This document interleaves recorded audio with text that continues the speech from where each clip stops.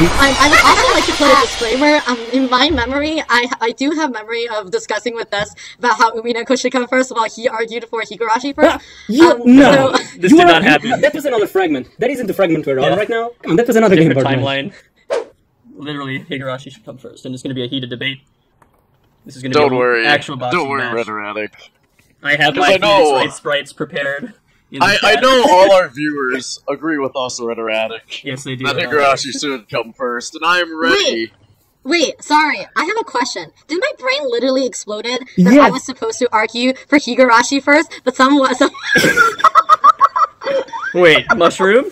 Wait, sorry, I think I literally had an aneurysm and died as a person. Yeah, I think so too. Okay, listeners, dear listeners, let me explain to our listeners what just happened. Okay, before we started recording, Mushroom was like, oh, why is Des arguing that Umineko should come first? I'm pretty sure he said Higurashi should come first. I have distinct memories of arguing with him that he was defending Higurashi should come first. And Mushroom could swear that she was the one defending Umineko first. And now Anonymous has exposed her.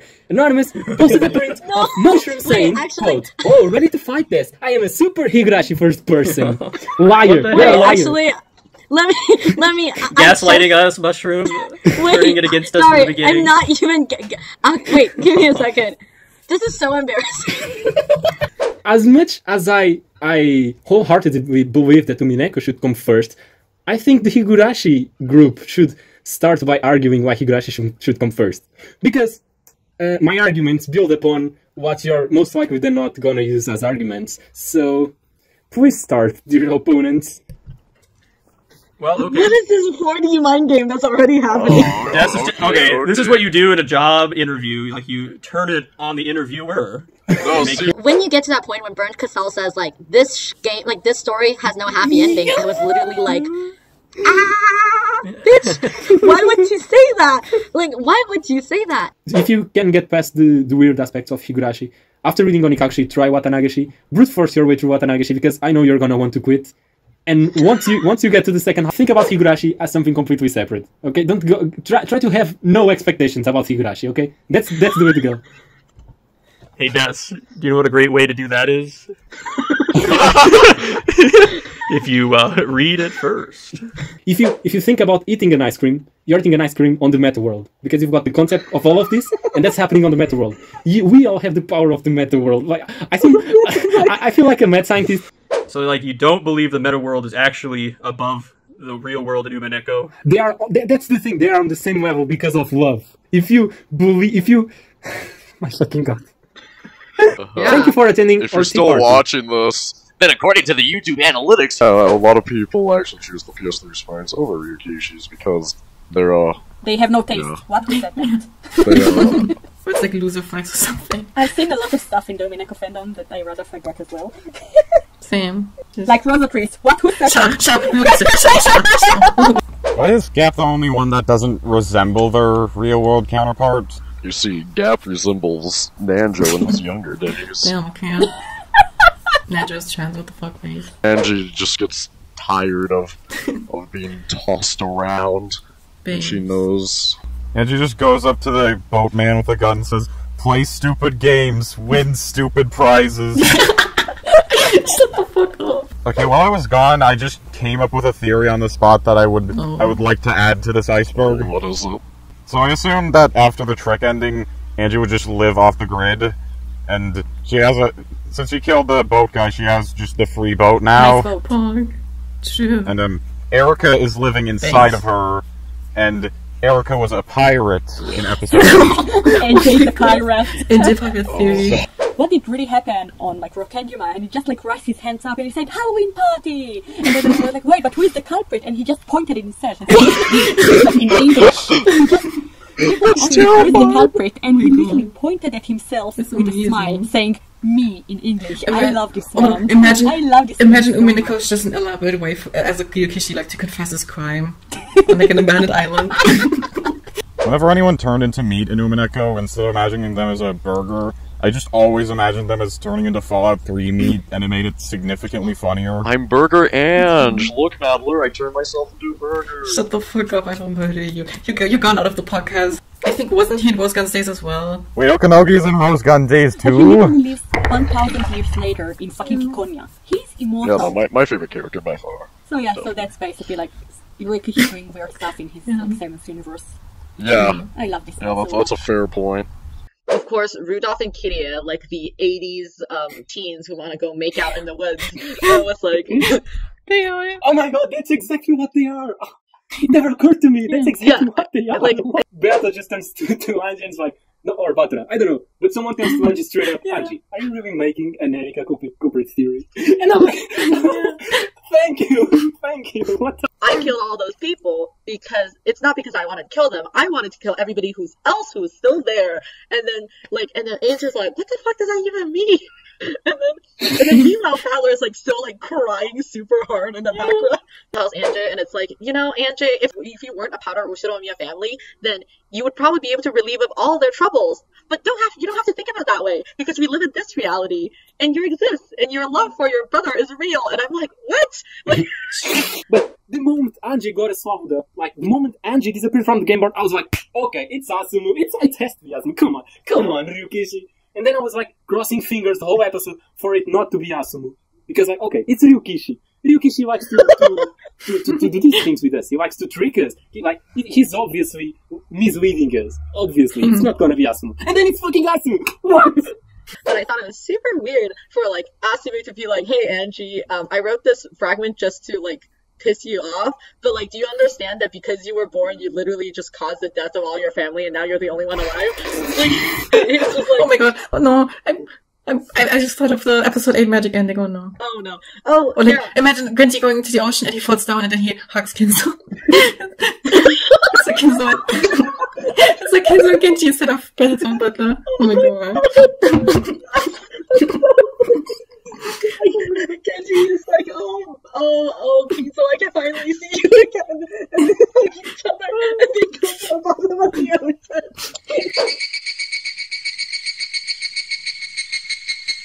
Hanyu's hair. Why the fuck is Hanyu purple now? She was violet. Why is she purple now? What the fuck? They've made a new design change.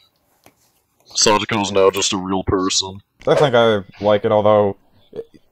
Yeah, it does feel like everyone's fucking covered in Vaseline. Hello. I am Eat Books. I got into Higurashi when I climbed out of the womb and I found the nearest laptop. Now that we've established that we use corporal punishment as a means of, controlling the masses. Okay, so this is the first and last episode that Ipot's gonna be in. Can you use symbolic authority? Yeah.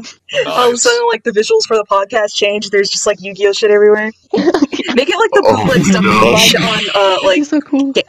Toy packaging. I really like bootleg packaging because I remember I was, like, looking up, like, bootleg Dragon Quest stuff, and it popped up and it was, like, a Dragon Ball Z packaging with, like, 5 Gokus and 2 Gohans, and, like, inside the packaging was just, like, generic Dragon Quest boy. Kind of like the one from the manga, but it was just really funny. What? That's my favorite Dragon Ball character, Joe Dragon Quest. I can't even speak right anymore. God dang it. So yeah, that's the aesthetic for the podcast from now on. I decree it so. Yeah, I ain't redrawing sprites. No, you're not redrawing it. What you're doing is you're changing the background, and you're just putting like the crustiest JPEGs you can find in like a mosaic. Inexplicably, there's at least one card fight Vanguard character, one Beyblade, one Bakugan. What else? Put like fighting Foodons. Put one of those in. So yeah, Higurashi is really interesting to me because We're just ditching the interview. interview gone, reduced to atoms. Yu-Gi-Oh is now my best friend. Society has evolved past the need for Yukishio 7 interviews. Friendship ended with interview. Now Yu-Gi-Oh is my best friend. So I throw the baby into them, and due to Freeze's effect, they take the damage. The baby dies and summons another baby, who I throw into the monster. They take the damage. The baby dies, and then I summon another baby, rinse and repeat. Oh, baby. The babies just all died. Okay, so what have we learned today? We've learned that Ipos really likes chicken torture, and she likes sacrificing babies. Visual novel-wise, supposedly, Burn Castello only appears on the final scene of Matsuri Bayashi, but in the PS3 version, she doesn't appear as Burn Castell. She appears as Furude Erika. What the fuck? No, as Furude Erika. Wait, whoa! Imagine. No. It really ties everything together. Like the dog tags, the little hit bags, and then you got like this really dumb, like chintzy looking, like it looks like a single-use camera. I am a professional photographer, he says, using a child's camera. And his shirt, like the pants, 10 hours of shading in there, and then the shirt's just like, what is shading? Well, it really emphasizes boobs. It emphasizes non-existent beer. It's immune. It's too strong. It reflects all shade. It's in this light. When I was a kid, I used to eat ants because I had problems. But ants always had a metallic taste to them to me. They were crunchy though. Wait, you ate what? Ants. Yeah. Just like what? I have like 200 IQ because I am like finished Higurashi, and then like after episode 8 I realized, oh wait, Hanyu is Oshiro-sama. Like I somehow didn't realize that. I just thought, oh, there's a god now. Hanyu getting visibly upset whenever Oshiro-sama is mentioned. I wonder why she's upset. No, yeah, exactly. Jensen, what else did you realize after finishing Higurashi? Did you just realize that Rika is Burn Castell too? Or for example, that there's a time loop happening in Higurashi? When the first episode came out, a few of us was... were just on a stream watching it, and we're like, at the end, we were like, that was great, that was a great episode. And then we just see in the text chat, Sayomi say, I finished that episode, it was so terrible, I almost cried. It was amazing. I did. Except Saya. And it was so bad. Like, as a remake, it was so bad. There's something very different. There's a major difference between Onitashi and Onitamashi. The fact that the new Usoda thing fucking sucks. Like, why? Tell me, why does Tomitake always die? Because he's killed by because he's injected level 5. Why is he injected? Because Takano's a fucking yandere. Because Tomitake doesn't want to cooperate with Takano. So what if this time... Can we just talk about the way Oishi looks in this anime? He looks so fucking funny. I made this He's so chunky. Fucking combination image. Like, first of all, why does everyone have the cat face? And second of all, why does Oishi also have the cat face? Oh my god, this is a Burn Castell reference. Everyone is Burn Castell. I'm just wondering if it's inevitable that Oishi's just going to look bad in this art style, or they just stopped caring with Oishi specifically for no reason. This is the curse. This is the curse he has to go through for being so horny. This is the cause for a car with air conditioning. This is what air conditioning does for you after 50 years. This is what Yasuhina Mizawa does to him.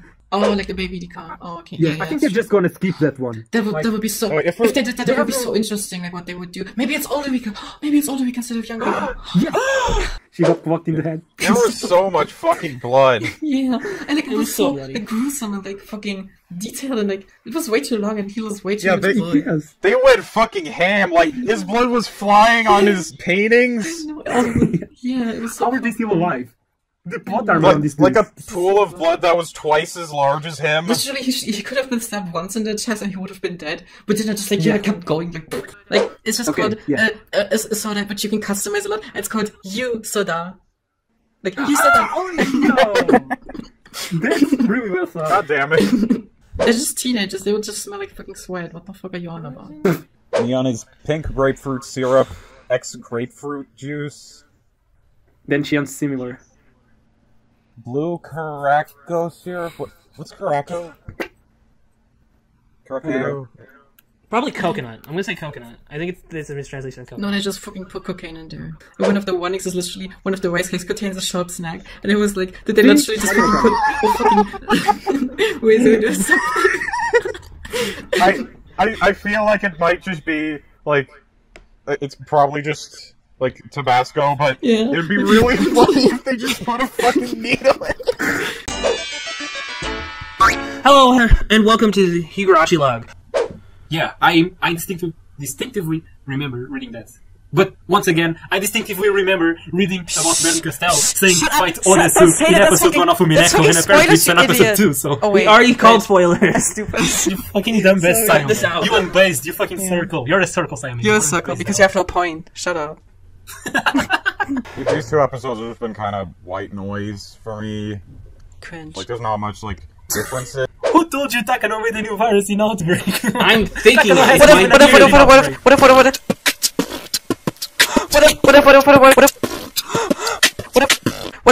if don't talk about it as its effect. She hasn't even appeared in Outbreak. they ran into each other during the scene in Matsuri Bayashi. Different arc. Oh yeah, that arc's not canon. Sorry. True. Okay, so you know who we haven't seen together in a long time? Who? Shio and Satoshi. True. No, it's supposed to be a stupid joke, not something for you to take seriously. It makes me. Is it like the cross scene? Like Satoko was on a cross. Yeah, wasn't that a Miyakashi? Yeah, don't you remember when she died and then she revived again under the name of Satoko Jesus? Like, come on. Yeah, man. Alright, Satoko is our Lord and Savior now. So yeah, they go for a walk, they get into the fuck, what's it called? Airstrike? Oh my god. Hideout or Their something. What's the name of that airstrike. shit? Disaster thing. Yeah, that was built for protecting people against airstrikes. It's the Sonosaki hideout, let's just go with that. But they do specifically call it the something on the visual novel. I don't recall what it was. bomb shelter. Yeah, maybe that was it. Like the underground prison or something. Yeah, the sex dungeon. So, I heard someone, like, on the other 07th Goat server, like, ask or question whether or not that's actually strangulation marks, or if it's actually just poop fragments Oh my god. in front of her neck. like, you fucking asshole. Fucking hell, you could have been such a cool character, such a good fucking guardian for Satoko if you weren't a fucking map. Fucking hell, idiot. Glad we got some map representation in the show. Shut the fuck up. We split into 2 episodes, one with the killing of Taipei and the one with the aftermath of killing Taipei and the great Hinamizawa disaster. It's not Taipei. It's not Taipei. It's Teppei. They have a Y at the start of the word. It's not Taipei. I was hearing you say Taipei, and I was like, yes, what the Taipei. fuck? That's what I mean. That's what I think he was saying. Taipei. God damn, Taipei. sorry. I just had to intervene. I couldn't take it anymore. Fine, Taipei. It's like when fucking Red Erratic starts calling Ryukishi. What did Red Erratic call him? Ryokushi. Ryukushi. He calls him Ryukushi. Ryukuchi. It's like, it's funny, but fucking... Yeah, I don't think I really want the ending to change. Unless, like, maybe like a little variation of it. God Syndrome 2. It's just the same song, but in dubstep. It would be the sequel to God. I think they will kill Taipei, because Takano... I think It's not Taipei! God fucking Shut damn. up! Just correct you. Leave me alone. Like... Yeah, I remember the first time aliens were mentioned. Now, I was believing Takano's script, like, the scrapbooks so heavily. And then... I think it's Keishi says, what are you gonna say next, Rina? That aliens are behind all of this? And everyone was like, yeah, that was a behind script. And I was like, what the fuck? Fuck it, like, put it in the dryer and get it to be slightly different looking. Yes. Put some red socks in there. Oh, fuck. I forgot I was supposed to check on dinner. I'll be back in a bit. I hope my kitchen isn't burnt. Wow, he's cooking in the middle of a podcast. Yeah, Tatare Damashi almost ended on the first episode. Fucking well done, Keiji. I can say I don't relate to you when it comes to cooking, but fucking hell, my guy. My guy, what were you doing? I can't believe he's cooking. I'll have to dropkick him if he's burning his stuff. I know. Like, we can't just... Too bad none of us live in Portugal, so he's just gonna die. Well, we can do, like, the Mortal Kombat teleporting kick, but I don't know how much range that has. It happens in Kawasaki, Japan. Yes, I'm still alive. I would like to add an amendum, my theory onto the mirror theory. Is that, I think that Featherine was playing the game board for Higurashi, the original Higurashi, on the GameCube. Whereas she's playing Go's game board on the Wii.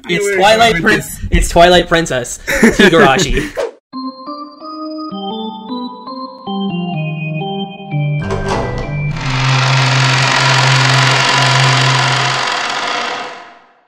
With just the Ryukishi sprites, and they're pretty aight. Yeah, Is it oh my god. weird for me to say that the moment I saw the PS3 sprites, I'm like, I could see people calling this guy daddy. Oh! Oh! Well, That is a take. Yo, but he is kind of, in the PS3 sprites, they're all hot. They're all hot. When you compare it to the original sprite, certainly. I mean, he looks like a demented owl in the original sprites. Like, in PS3, like, almost every one of the Ushiromiyas look fucking hot. So Mikirie, who's The ballbuster, she has a really cool design. White hair. One thing I've always had an issue with her design is that weird clip under her breast that makes the tie go along her stomach. So if you notice, the tie goes around her chest, then it's clipped underneath it, and then it makes it like go along her body. It's like she clips it under her boobs. So yeah, it just she does. It's fitted. The tie is fitted. Yeah, it's like it doesn't hang down. Why is it clipped under her boobs? I have one theory, and it's kind of stupid, but maybe she was expecting the turbulence of the boat to make the tie flap all over the place, and that would make her look less cool. So she was just like, "I'm going to clip it." I can't have that. It's somehow more stupid. I know, but it's the only reason I could possibly think of. I mean, to be fair, this is a woman who walks around with a shirt that's got diamonds cut out on it, so... That's a badass shirt. I totally wear that. It's like October, isn't that cold? Why would you want to make your stomach cold? When we're still on Kyrie, how does none of you find the belt she has on her arm weird? I grew up with Final Fantasy X, and one of the characters, Lulu's dress is literally made of belts. This is nothing. This is nothing. They're gonna come home. They make you plans for the next day, because that's what you would do. Yes. You'd be like, yeah, sure, this is what I'm gonna do next. My life's gonna continue. Because why would this conference be any different from all the other ones? Whenever I read it, it, like, kills me. It killed them, too. I mean, if you think about it, all the family members contribute something to Shannon. In a way, you could say Shannon is a family project. Not being able to find this Do you know how many everybody just kind Roses Slapping Mario gifts I have? What does that even mean? More than one, and that's a problem. And it was relatively normal back then, 80s. Exactly. And so George is being like, you know what? I didn't like this. I didn't like people staring at me when I got the shit slapped out of me. She probably doesn't want the same thing. And I'm like, that's perfectly fair. Yeah, and plus George is probably like, I grew up to be a normal adult man. Like, that's probably gonna be fine. Normal adult and man, none of those apply to George. But we'll move on. Krause is like, I know you're worried, but I think everything's fine. Let me show you, like, this piece of gold this giant gold ingot that, like, you know, is probably indicative of the 10 tons of gold that are somewhere hidden on the island. And she's like, what the hell? Why didn't you tell me anything about this? And Krause straight up says, you know, you're, like, really emotional and like a woman. Sequester themselves out to the gazebo, and guess what happens? George proposes to her, and she's like, "Oh, what do you mean? I'm just an ordinary servant orphan girl, and you're the potential successor of a very rich family. Oh, I can't possibly do this." And George is like, you know, as basically your master, put this ring on. Yo, how weird is that? Am I crazy for being this fucking weird? For all we know, for all we fucking know, no incest actually occurred, and all of it was just Shannon writing incest. There's actually no incest. It's just Shannon just writes real life fanfiction about people on the island. Oh my god, Shannon goes on Alabama memes. No. I also find I also find it incredibly hilarious that, like, Goda is supposed to be like the outsider person for the servants, but all he does is just bullying. Like, he doesn't. Also, he dies. He technically comes off as the villain of, like, not the villain, the victim of almost everything, because, like, he's just some guy. Well, yeah, because Shannon fucking hates his gun. Shannon's like, bitch, you're the first to die. Like. Hello, and welcome to the third episode of our When They Cry Umineko fuck. Let me restart that. Fuck! hello, shit! Okay. Pearson come in, Eva dies, and then comes into the bathroom, kills Hideyoshi however they decide to kill them, with magic, and then because it's shower time, like, you can't hear jack shit, and you're also naked, so you're vulnerable. Right, and you can't run anywhere because you're in the tub, right? So... And you're naked. That's basically probably here's the thing. He slipped in the tub and died, and I was holding a steak. Oopsie whoopsies. Oh, yeah. I mean, I think it's pretty funny to think of, like, which character is the one that's gonna be killed? Is it Shannon or Kennen or blah blah blah? Like, it's like, and then why is the reasoning? And I feel like Shannon being killed immediately really shows you what they actually think about George. Right? They're just like, take this bitch. They're like, take this bitch out. Like, I'm done. Like, I just want to see you cry. Your tears. Yes, so sweet. So here's the thing. I think Shannon wanted it, but the Beatrice part is like, nah, fuck this. We out. We good. Nope. This boy fuck. So ridiculous. Why does everyone, very quickly, okay, so when people actually tried solving this one, when I was, like, around, like, a bunch of boards in, like, 2011, 2012, people were like, is there a stake shooting device or something to get through the crack? I'm like, yo, why is everyone's first, like, assumption that there's a stake shooting device? Is it just crossbows are just fucking everywhere? Like, goddamn. honestly speaking, like, in a mansion as ridiculous as the Utsunomiya mansion, like, I imagine there's fucking crossbows somewhere in this household, but, like, the more disturbing thought is just that, like, somebody used a fucking gun to shoot them in the head and then was like, yes, now I'm going to insert the stake into the wound so it looks exactly, like, fits exactly, and I'm like, that's also kind of disturbing, just... Hello and welcome to the When We Write... Oh, shit. You know, fish and sharks and dolphins, they live their entire lives in this aquarium and they don't know there's a bigger world out there, and George is like, oh, I think I want to eat them.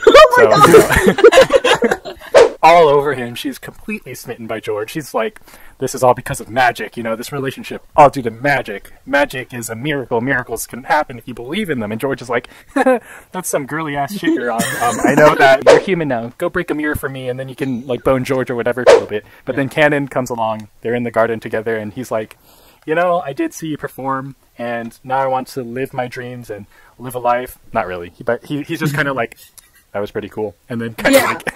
yeah, and then and in a way, like, Jessica's like, oh, so what do you think? Like, was it super good? Cannon's like, my lady, I cannot love you. I'm furniture. And then Jessica's like, what? And then she like cries. I just asked if you liked my music. And Cannon's like, nah, I can't even fucking like you. The song was cool though. You're not a furniture or a duck. And then Cannon's like, I so am a furniture and a duck. Go fuck off, Jessica. And then, you know, breaks her heart. Jessica runs away. And Daddy, yes, quack. Yeah, quack. Stop. He goes quack quack des, and then I was gonna, yeah, totally. As Hannah Montana said, "Life's what you make it, so let's make it right." Yeah. But go on. You did not.